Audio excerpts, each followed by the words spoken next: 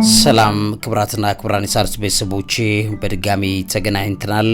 ለመላው የእስልምና እምነት ተከታይ የሣድስ ቤተሰቦቻችን በድጋሚ እንኳን ለ1447ኛው የኢድ አልፈጥር በዓል በሰላም አደረሳችሁ ማለት እንወዳለን። በዓሉ እየተከበረ ባለበት ሰዓትም የዓለማችን ችግር ተጋግማ ቀጥላለች። እንግዲህ በመካከለኛው ምስራቅ ላይ ያለው ችግር የሚገራርሙ ዜናዎችን ነው እያሰማን ያለው። በእስራኤልና በአሜሪካ መካከል ያልተገባቡባቸው ጉዳዮች እንዳሉ ይታወቃል። ለምሳሌ የጦርነቱ የመጨረሻው ግብን በተመለከተ ኤንድ ጌምን በተመለከተ አለመግባባቶች አሉ። እስራኤል የኢራንን የኒውክሌርና የቦሊስቲክ ሚሳኤል ፕሮግራም ሙሉ በሙሉ ለማጥፋትና በኢራን ውስጥ አገዛዝ ለውጥ ወይም ሬጂም ቼንጅ ለማምጣት ተስፋ ይዛ ነው ስትገፋ የቆየችው። አሜሪካ ግን በአብዛኛው የኢራን ወታደራዊ አቅም ላይ ገደብ ማድረግንና የተረጋጋ የክልል ሁኔታን መፍጠር ትመርጣለች። ይሄ የማይግባቡባቸው ጉዳዮች መካከል አንዱ ነው። የኢራን የኤነርጂ ተቋማትና የዘይት መስኮችን በተመለከተ ፕሬዚዳንት ዶናልድ ትራምፕ ጠቅላይ ሚኒስትር ቤንጃሚን ኔታንያሁ የኢራንን የኤነርጂ መስኮችና የነዳጅ ማጣሪያዎችን ማጥቃት እንዲያቆሙ መጠየቃቸው ተዘግቧል። እና ይሄም የሆነው የዓለም የነዳጅ ዋጋ በከፍተኛ ሁኔታ በመጨመሩና አሜሪካ የኢራንን የነዳጅ ማዕቀብ ለማንሳት በማሰቧ እንደሆነ እየተነገረ ይገኛል። ይሄም በእስራኤልና በአሜሪካ መካከል አያግባባም። የመሬት ላይ ወታደራዊ ዘመቻን ወይም ግራውንድ ኢንቬንሽንን በተመለከተ እንዲሁ የማይግባቡበት ነጥብ ተነስቷል። ከነዚህ መካከል ኔታንያሁ የኢራን አገዛዝን ለመለወጥ ከሰማይ ወይም በአየር ብቻ የሚደረግ ጥቃት በቂ እንዳልሆነና የመሬት ላይ ወታደራዊ አካል ወይም ግራውንድ ኮምፖነንት እንደሚያስፈልግ ይናገራል። ሆኖም አሜሪካን በስፋት የመሬት ላይ ወታደር ለማሰማራት ፈቃደኛ አይደለችም። እስራኤል አሜሪካ የመሬት ላይ ጥቃቱን እንድትመራ ትመርጣለች። ይሄ የማይግባቡበት ነጥብ ነው እየተነሳ ያለው። ከዛ ውጪ እንግዲህ ከጦርነቱ በኋላ ያለው የኢራን መንግስት ላይ በተመለከተ ኔታንያሁ ኢራን ውስጥ የሚመጣው አዲስ አስተዳደር ለእስራኤል ስጋት የማይሆን መሆኑን ማረጋገጥ ይፈልጋሉ። ትራምፕ ደግሞ ከጦርነቱ በኋላ አዲስ ከፍተኛ አመራር ተሾሞ በጉዳዩ በዲፕሎማሲ እንዲያልቅ ያለውን ነገር ክፍት ማድረግ የሚልም ሀሳብ አላቸው። ይሄም የማይግባቡበት ነጥብ ነው። ሌላኛው የኒውክሌር ስምምነት ፍላጎትን በተመለከተ እስራኤል የኢራን የኒውክሌር አቅም ለመጨረሻ ለአንዴና ለመጨረሻ እንዲጠፋ ነው የምትፈልገው። አንዳንድ የአሜሪካ ባለስልጣናት ግን የኢራን ወታደራዊ አቅም ከተዳከመ በኋላ ወደ ድርድር መመለስና ማዕቀቦችን ለማቅለል ፍላጎት እንዳላቸው የሚያሳዩ ነገሮች አሉ። እነዚህና መሰል ጉዳዮች አያግባቧቸውም። ከነዚህ መካከል እንግዲህ የመሬት ላይ ወታደራዊ ዘመቻን ወይም ግራውንድ ኢንቬንሽንን በተመለከተ እያሰቡበት እንዳሉ ነው ዛሬ እየተነገረ ያለው። በእግር ጦር ለመግባት ማለት ነው። ይሄን በተመለከተ በዚህ ፕሮግራሜ ላይ ትንተናዎችን ይዤላችኋለሁ። በጣም አደገኛ ነገር ስለሆነ እሱ ብቻ አይደለም። የአሜሪካና እስራኤል ባላቸው ዘመቻና ሀሳብ ላይ መሰረት የሚያደርገው ፕሬዚዳንት ትራምፕን ከኔታንያሁ ከሚለዩት ነገሮች መካከል አንደኛው በተለይም የካርግ ደሴትን በተመለከተ ትራምፕ መቆጣጠር ይፈልጋል። የካርግ ደሴትን ይሄ ነገር አሁን ዛሬ እየተነገረ ነው ያለው። በጣም አስደንጋጭ ወሬ ነው። ይሄን ቦታ መቆጣጠር የመደራደር አቅምን ይጨምራል ብሎ ነው የሚያምነው። እንደገናም ደግሞ እዛ ቦታ ላይ ያለውን ተፈጥሮ ሀብት ለመቆጣጠር የማሰብ ጉዳይ እንደሆነ እየተነገረ ነው ያለው። ምንድነው ጉዳዩ? በሱም ዙሪያ ላይ ትኩረት አደርግላችኋለሁ። በኢራንና በአሜሪካዎቹ ዘመቻ በተመለከተ ዛሬ የኢራኑ ጠቅላይ መሪ ሙጅታባ ካማኒ የሀገራቸው የፋርስ አዲስ ዓመት አለ የኖሩዝ የሚባል እና ለዛ በዓል መሰረት በማድረግ ያስተላለፉት ዘለግ ያለ መልእክት አላቸው። እነዚህን በዚህ ፕሮግራሜ ላይ አሳያችኋለሁ። በዚህ መረጃቸው ላይ ወይም ደግሞ ለኖሩዝ ያደረሱት መልእክት ከመጀመሪያው መግለጫቸው ይልቅ ረዘም ያለ ዝርዝር ጉዳዮችን ያካተተ ነው። ከኢራን ሕዝብ ጋር ለመገናኘትም የሞከረ እንደሆነ ይታያል። ከሁኔታው የተገኘው መረጃን በተመለከተ በዚህ ፕሮግራሜ ላይ ትኩረት አድርጌላችኋለሁ። እነዚህ መረጃዎች ዛሬ ቆይታ የማድርግባቸው ይሆናሉ። እንግዲህ ክብራትና ክብራን የሣድስ ቤተሰቦቼ በዓለም ላይ በተለይም በመካከለኛው ምስራቅና ዓለም አቀፍ በሆኑ ጉዳዮች ላይ የተነሱ ካሉ መረጃዎች የእስራኤልና ኢራን ጦርነት፣ እስራኤል በኢራን የኒውክሌርና የቦሊስቲክ ሚሳኤል መርሃ ግብሮች ላይ ከፍተኛ ውድመት ማድረሷን ጠቅላይ ሚኒስትር ቤንጃሚን ኔታንያሁ ዛሬ መናገሩ እየተነገረ ነው። የፔንታጎን መሪ ፒት ሄግሴት ለኢራን ጦርነት የሚውል ተጨማሪ $200 ቢሊዮን በጀት እንዲፈቀድ መጠየቃቸውም አንደኛው ትኩረት ያገኘ ዜና ነው። አሜሪካ የሆርሙዝ ሰርጥን ለመክፈት በኢራን ኢላማዎች ላይ የአየር ጥቃት መፈጸሟም ተገልጿል። የአንድ የአሜሪካ F-35 ተዋጊ አውሮፕላን በኢራን ተመቶ በአስቸኳይ እርዳታ ማድረጉም እንደተዘገበ ይገኛል። ዛሬ የኢራን የጦር በዓለም ዙሪያ የሚገኙ የቱሪስት መዳረሻዎችና መዝናኛ ቦታዎችን ደህንነት የተጠበቀ አይሆንም በማለት አስጠንቅቀዋል። እንግዲህ ትኩረት ተሰጥቷቸው የተወሩ ካሉ ወሬዎች መካከል ይገኛል። በመካከለኛው ምስራቅ ባለው ጦርነት ምክንያት ዓለም አቀፍ የነዳጅ ዋጋና የትራንስፖርት ወጪ በከፍተኛ ሁኔታ መጨመሩ ቀጥሏል። የአሜሪካ ብሔራዊ ዕዳን በተመለከተ ከ39 ትሪሊዮን ዶላር በላይ ማለፉ ተገልጿል። በጣም የሚያሳዝን ዜና ነው። አርጤምስ 2 የምትባል የሮኬት ለመጪው በሚያዝያ ወር የሚደረግ የጨረቃ ጉዞ ወደ ማስፈንጠሪያ ቦታው መውጣት መጀመሯም ተነግሯል። የኖርዌይ ልዕልት የልጃቸው የክስ ሂደት ሲጠናቀቅ ከኤፕስቴን ጋር ስለነበራቸው ግንኙነት ምላሽ ይሰጣሉ ተብለዋል። ሰጥተዋልም ጭምር ማለት ነው። ሌሎችም መረጃዎች በዚህ ዙሪያ ላይ እየተነገሩ ነው ያሉት። እነዚህንና መሰል ጉዳዮችን ጠቆም አድርጌ ወደ መረጃዎች አልፋለሁ። ከነዚህ መረጃዎች መካከል ግን አንደኛው ፕሬዚዳንት ትራምፕ በተለየ ኔቶ አባል ሀገራትን በተመለከተ ቦቅቧቆች፣ ፈሪዎች የሚል ቃል ተጠቅሞ መስደቡ እየተነገረ ይገኛል። የአሜሪካው ፕሬዚዳንት ዶናልድ ትራምፕ በኢራን ላይ በሚካሄዱት ወታደራዊ ዘመቻዎች የኔቶ አጋሮቻቸውን በቂ ድጋፍ ባለመስጠታቸው እና የሆርሙዝ ባህርን በር ክፍት ለማድረግ ፈቃደኛ ባለመሆናቸው ኔቶን ፈሪዎች ወይም ኮዋርድስ የሚል እንዲሁም ደግሞ የወረቀት ነብር ወይም ፔፐር ታይገር ሲሉ በጽኑ ተችተዋቸዋል፣ ተሳድበዋል ማለት ይቀላል። ዛሬ በወጣው በትሩዝ ሶሻል ገጻቸው ላይ ነው እንግዲህ በእነዚህ አንድ ቀን ውስጥ እየተነገረ ያለው። በሰፈሩ መልእክት ላይ አጋሮቻቸውን በኒውክሌር የታጠቀችውን ኢራን ለመግታት የሚደረገው ውጊያ ላይ መሳተፍ እንዳልፈለጉ በመግለጽ አሁን ውጊያው በወታደራዊ መንገድ ከተሸነፈ በኋላ ከፍተኛ የነዳጅ ዋጋ እያማረሩ ነው ምዕራባውያን በማለት አብጠልጥለዋቸዋል። እና ከዚህ ጋር ተያይዞ ፈሪዎችና የወረቀት ነብር የሚል ቃል ተጠቅመዋል። ትራምፕ እንግዲህ ኔቶ ያለ አሜሪካ ምንም እንደማይሰራ የገለጹበት ንግግራቸው አለ። አጋሮቹ አሜሪካን ለብቻ ጥለዋታል ሲሉም ከሰዋል። ከዚህ ውጪ የሆርሙዝ ስትሬትን በተመለከተ ቀላል ወታደራዊ እርምጃ ነው ይሄ የባህሩ መስመር እንዲከፈት የጠየቅንበት በሚል ጨምሮ አብጠልጥለዋል። እንግዲህ የአውሮፓ አጋሮች እንደ ጀርመንና ፈረንሳይ ያሉ ይሄ የአሜሪካ ጦርነት እንጂ የራሳቸው አለመሆናቸውን በመግለጽ በቀጥታ ውጊያ ውስጥ መሳተፍን ውድቅ እንዳደረጉ እየተነገረ ይገኛል። ፈረንሳይ የባህር መንገዱን ክፍት ለማድረግ በሚደረጉ ጥረቶች እንደማትሳተፍም ገልጻለች። ግጭቱ አሜሪካና እስራኤል በኢራን ላይ ጥቃት ከሰነዘሩ በኋላ የነዳጅ ዋጋ በእጅጉ እንዲጨምር አድርገዋል። ትራምፕ እንግዲህ ኔቶ አጋሮችን ለዩክሬን በሚሊዮን የሚቆጠር ዶላር ሲያወጡ ለአሜሪካ ደግሞ ምንም አላደረጉም በማለት አብጠልጥለዋል። እንግዲህ ይሄ ትኩረት ከተሰጣቸው ወሬዎች መካከል ይገኛል። የኢራኑ አያቶላ አዲሱ አያቶላ እንግዲህ የአዲስ ዓመቱ መሰረት በማድረግ በጣም በርካታ ዘለግ ያለ ሀሳብ ለህዝባቸው አድርሰዋል።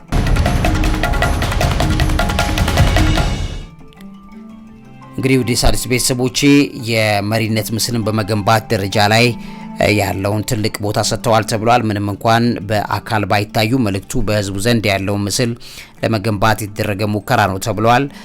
በአዲስ ዓመት ሰላምታቸውን አቅርበዋል። መልእክቱ ለኖሩዝ ወይም የፋርስ አዲስ ዓመት የተላለፈ በጽሁፍ የተዘጋጀ መልእክት ነው። በኢራን ላይ የሚሰነዘረው ጥቃት ቢቀጥልም ጠላቶች አሜሪካና እስራኤልን ጠቅሰው እየተሸነፉ ነው ሲሉ ተናግረዋል። አያቶላሁ ማለት ነው። በአሁኑ ወቅት ላይ የኢራን ህዝብ ለሀገሩ ያለውን አቋም በማሳየት ከፍ ያለ አንድነት መፍጠሩን ጭምር በንግግራቸው ላይ ወይም በመልእክታቸው ላይ አድንቀዋል። የአንድነት ጥሬንም ጭምር በዚህ ላይ አስተላልፈዋል። በሃይማኖታዊ ባህላዊና ፖለቲካዊ ልዩነቶች ውስጥ ሆነው ላለው ለኢራን ህዝብ ለሀገር መቆማቸው የጠላትን ጥረት ያመክነው ዘንድ ብሔራዊ አንድነት ይጠናከር ዘንድም በዚህ መልእክታቸው ላይ ጥያቄ ማቅረባቸው ተሰምቷል። ሌላኛው የተቃውሞ ኢኮኖሚ ፖሊሲን በተመለከተ መጪው ዓመት ብሔራዊ አንድነትና ደህንነት ባለው ጥላ ስር የተቃውሞ ኢኮኖሚ በሚል ሰይመውታል። በጦርነት ወቅት መቋቋም የሚችል ኢኮኖሚ መገንባት ላይ ትኩረት እንዳደረጉም ጭምር ነው እየተናገሩ ያሉት። በአደባባይ እየተነገሩ ያሉ የህዝብ አስተያየቶችንና ንግግሮችን እንደሚከታተሉ በመጥቀስ ከህዝብ ጋር ግንኙነት ለመፍጠርም እየሞከርን ነው በማለት አያቶላው ተናግረዋል። የኢራን የጦር ኃይሎችን ሀገሪቱ እንዳትከፋፈል በመከላከል ላይ ላደረጉ ጥረት ምስጋና እዚህ ጽሁፋቸው ላይ አቅርበዋል። የሆርሙዝ ስትሬትን በተመለከተም ለኢራን ከፍተኛ ጫና መፍጠሪያ መሳሪያ በመሆኑ መጠቀም እንደሚቀጥሉ ወይም ደግሞ ያንን መቆጣጠር ኢራን እንደምትቀጥል በከፍተኛ ሁኔታ ትኩረት እንደሚያደርጉበትም ተናግረዋል። የተቃውሞ ግንባር ወይም አክሲስ ኦፍ ሬዚስታንስ የሚባሉትን በየአካባቢው ያሉ አጋር የታጠቁ ቡድኖችንም ጭምር አያቶላው አድንቀዋል። የኢራን ሰማዕታት ደም ለመበቀል የጠላት ንብረቶችን የመያዝና የካሳ መጠየቅ መብት እንዳላቸውም ጭምር አያቶላው ተናግረዋል።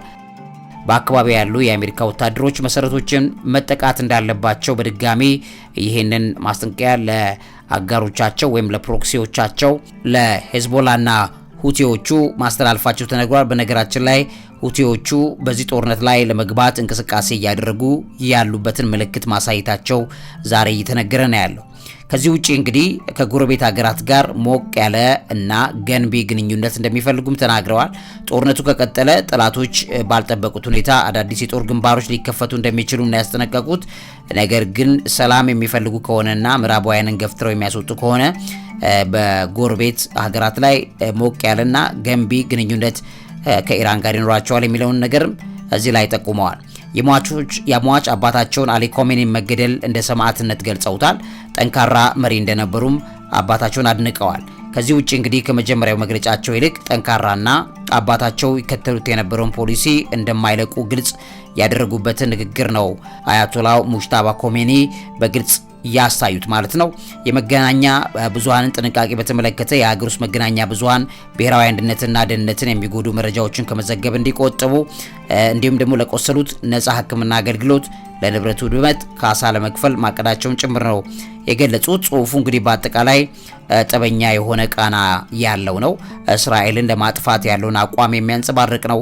ይሄ አሁንም እንደቀጠለ ያለ አቋም እንደሆነ ነው እዚህ ላይ የምናየው። ይሄ መግለጫ እንግዲህ ሙጅታባ ኮሜኒ አባታቸው ከተገደሉ በኋላ በስልጣናቸው ላይ ያላቸውን ቁጥጥር ለማጠናከር የጦርነት ሁኔታውን ለመምራት ከህዝብ ጋር ያለውን ግንኙነት ለማደስ ያደረጉበት ጥረት ነው እየተባለ ተተንትኗል።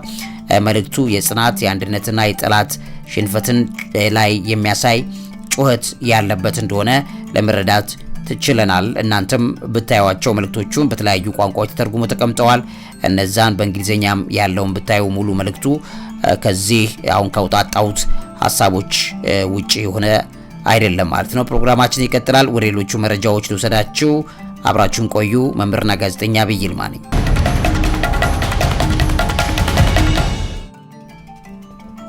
እንግዲህ ክቡራትና ክቡራን የሣድስ ቤተሰቦቼ ዛሬ ትኩረት አድርገን ከምንዘልቅባቸው መረጃዎች መካከል አንደኛው የግራውንድ ኢንቬንሽን ወይም ደግሞ በእግር ወደ ኢራን መግባትን ተመልክቶ ያለው ውዝግብ መቀጠሉን መሰረት ያደርጋል።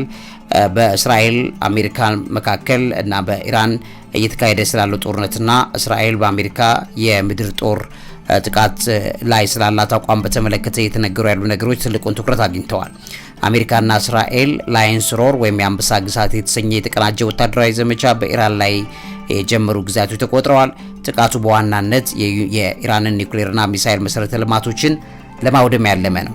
እስራኤል እንግዲህ የራሷን እግረኛ ጦር ወደ ኢራን ምድር ከማሰማራት ይልቅ አሜሪካ በምድር ጦር ወይም ግራውንድ አሶልት እንድትገባ ነው የምትመርጠው። ይሄ የሆነውም የኢራንን ስርዓት ሙሉ ለሙሉ ለመቀየርና የረጅም ጊዜ ስጋትን ለማስወገድ የአሜሪካ ወታደራዊ አቅም ወሳኝ እንደሆነ ስለሚታመን ነው በሚል ገልጸውታል። ያ ማለት እንግዲህ በሰማይ ከሚደረግ በባህር ከሚደረግ ድብደባ በእግር ይዞ የመግባት ነው። በጣም አደገኛ ውሳኔ ለመወሰን ነው ሰዎቹ ዳር እያሉ ያሉት። የአሜሪካ ጦር ዝርጋታን በተመለከተ በመጋቢት 22 2026 አሜሪካ ተጨማሪ 2500 የማሪን ወታደሮች ወይ የባህር ወታደሮችና 3 የጦር መርከቦችን ወደ መካከለኛው ምስራቅ ማሰማራቷ እንደተዘገበ ታውቃላችሁ። ከዚህ ተያይዞ እንግዲህ በኢራን የዓለም የነዳጅ መስመር የሆነውን የሆርሙዝ ወሽመጥን ለመዝጋት ኢራን በመሞከሯ አሜሪካ ይህንን መስመር በኃይል ለማስከፈት የአሜሪካ ግሪን ወታደሮችን ወይም ዩኤስ ማሪንስን የመጠቀም እቅድ እንዳላት እየተነገረ ነው። እስራኤል በኢራን ሰማይ ላይ ከፍተኛ የአየር የበላይነት የተቀዳጀች እንደሆነ እንዲሁም ደግሞ እስካሁን ከ4000 በላይ ጥቃቶች እንደፈጸመች ነው እየተናገረች ያለችው። ይህንን እና መሰል ጉዳዮችን በተመለከተ የኢራን አመራሮች የተጋነነ ወይም ደግሞ አጉል መቋመጥ በሚል ነው የሚገልጹት። የኢራን አመራሮችን መግደል በተመለከተ በጦርነቱ የመጀመሪያ ላይ የኢራን የበላይ መሪ አያቶላህ ኮሜኒ መገደል ተከትሎ እስካሁን ድረስ ያሉ በጣም በርካታ ነገሮች ናቸው እየተዘገቡ ያሉት። ሄዝቦላ ከኢራን ጎን በመቆም በእስራኤል ላይ ጥቃት እየሰነዘረ ነው። እስራኤልን በምላሹ በደቡብ ሊባኖስ ላይ ውስን የምድር ላይ የመሬት ዛር ዘመቻ መጀመሯም ጭምር ይታወቃል። ፕሬዚዳንት ዶናልድ ትራምፕ ጦርነቱን በወታደራዊ ረገድ የተሸነፈ ወይም ሚሊተሪ ዎን ብለው ቢገልጹትም አጋር የሆኑት የኔቶ አገራት ጦር ባለመሰማረታቸው ፈሪዎች ሲሉም እዛ ላይ ወቅሰዋል። ጦርነቱ እንግዲህ በዓለም አቀፍ የነዳጅ ዋጋ ላይ ከፍተኛ አለመረጋጋትን ፈጥሯል። ይሄ ባለበት ሁኔታ ላይ የኢራን አጸፋም እንዲሁ የቀጠለ ነው። ኢራን በእስራኤልና በአካባቢ የሚገኙ የአሜሪካ ጦር ሰፈሮችን በመቶዎች ለሚቆጠሩ ሚሳኤሎችና ድሮኖች በመልቀቅ እስካሁንም ድረስ እየደበደቡ ይገኛሉ። ይሄ ባለበት ሁኔታ ላይ እንግዲህ ይሄው ጎን ለጎን ትራምፕ የካርግ ደሴቶችን በተመለከተ ቦታውን ለመቆጣጠር ያላቸውን መቋመጥ ስትሰሙ በጣም ነው የሚገርመው። እንግዲህ ውድ ቤተሰቦቼ ይህንን ቦታ እንግዲህ በጣም ከፍተኛ ጫና ያለበት ቦታ ነው። ዶናልድ ትራምፕ አስተዳደራቸው በሆርሙዝ የባህር ወሽመጥ ላይ የኢራን ጣለውን እገዳ ለመስበርና ጫና ለመፍጠር በፋርስ ባህረ ሰላጤ የሚገኘውን የካርግ ደሴት ትራምፕ መቆጣጠር ይፈልጋል። ይሄ የደሴቲቱ ስትራቴጂካዊ ጠቀሜታ ነው። ይሄ ዋነኛው ማድረግ ከፈለገበት መካከል ካርግ ደሴት የኢራን የነዳጅ ዘይት ወደ ውጪ መላኪያ ትልቁ ማዕከል ናት። ወደ 90% የሚጠጋው የኢራን ድፍድፍ ነዳጅ የሚወጣው ከዚህ ደሴት በመሆኑ ደሴቷን ለመቆጣጠር የኢራን ኢኮኖሚ ሽባ ለማድረግ እንደ ትልቅ ስትራቴጂያዊ ግብ እንደታየ ይታወቃል። የአግዚዮን የተባለው ሚዲያ ያወጣው ዘገባ እንደሚያሳየው እቅዱ እየታሰበ ነው። እንደ አግዚዮን ዘገባ ትራምፕ የካርግ ደሴትን የመያዝ ወይም ደግሞ የባህር ላይ እገዳ ወይም ብሎኬጅ ይመጣል እቅዱን እያጤነ እንደሆነ ትራምፕ እየተነገረ ነው። ይሄም ደግሞ የኢራን የነዳጅ መውጫን በመዝጋት የሆርሙዝ ወሽመጥን ክፍት ለማድረግ ያለመ እንደሆነ ነው እየተነገረ ያለው። ስለዚህ ጦርነቱ ምን ያህል ርዝመት ሊወስደው እንደሚችል ይሄም ሌላኛው እቅድ ነው። ይሄ እቅድ የመጣው ኢራን በፋርስ ባህረ ሰላጤ ውስጥ የነዳጅ መርከቦች እንዳያልፉ የሆርሙዝ ወሽመጥን በተግባር ከዘጋች በኋላ እንደሆነ ይታወቃል። ከዚህ ቀደም የነበሩ ጥቃቶችም በተመለከተ ትራምፕ ከዚህ ቀደም በካርግ ደሴት ላይ አሜሪካ የአየር ድብደባ ማከናወኗን ገልጸው እንደነበረ ይታወቃል። የሚሳኤል ማከማቻና የባህር ኃይል ቦታዎችን ነው ትራምፕ አጠፋውኝ ያለው። ከዛ ውጭ ግን የሽግግር ኃይል ዝግጅት እንዳለም እየተነገረ ነው። የአሜሪካ የባህር ኃይል 31ኛው የባህር ላይ አርበኞች ወይም ማሪን ኤክስፔንዲቸር ዩኒት የሚባል አለ ወደ አካባቢ እየተጓዘ መሆኑን ነው የተዘገበው። ይሄ ደግሞ በደሴቷ ላይ የመሬት ላይ ወረራ ለማድረግ የሚያስችል ዝግጅት ሊሆን ይችላል ተብሎ እየተጠረጠረ ይገኛል። ከዚህ ውጪ ከፍተኛ አደጋና ጥርጣሬም ወይም ሪስክ እንዳለ ይታወቃል። እንግዲህ የካርግ ደሴት መያዝ ከፍተኛ አደጋ አለው። ኢራን በምትኩ በባህር ሰላጤው ላይ ያሉ የሌሎችን ሀገራት ለምሳሌ የተባበሩት አረብ ኤሚሬትስ የነዳጅ ማጣሪያዎችና መርከቦችን ማጥቃት እንደምትችል ስጋት አለ። ከዛ ውጭ የካርግ ደሴት እገዳ የኢራን ነዳጅ ከገበያ እንዲወጣ በማድረግ በዓለም ገበያ ላይ የነዳጅ ዋጋ እጅግ እንዲጨምር ወይም ከ100 በላይ ያለው ዶላር ጸንቶ እንዲቀጥል ዓለም አቀፍ ኢኮኖሚ ቀውስ እንዲፈጠር ሊያደርግ ይችላል። እነዚህ ነገሮች እየተነገሩ ካሉ ነገሮች መካከል እንደሆነ በትክክል ታያላችሁ። ስለዚህ እኒህ ነገሮች ለማድረግ ግን በእግር ነው ጦርነቱ ላይ መግባት የሚፈልጉት።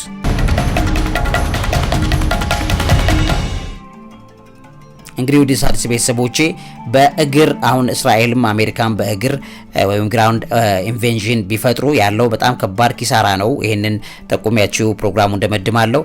በመላው የመካከለኛ ምስራቅ ወደ ከፍተኛ ቀውስና ውድመት የሚገባበት ጦርነትን ይፈጥራል። በእግር መግባት በሺዎች የሚቆጠሩ የአሜሪካ ወታደሮች፣ የእስራኤል ወታደሮችና የኢራን ሲቪሎች በጦርነቱ ያልቃሉ። ምክንያቱም ጦርነቱ በእግር ነው። የፋርስ ሰዎች ደግሞ በእግር ያላቸውን ጦርነት የሚችላቸው የለም።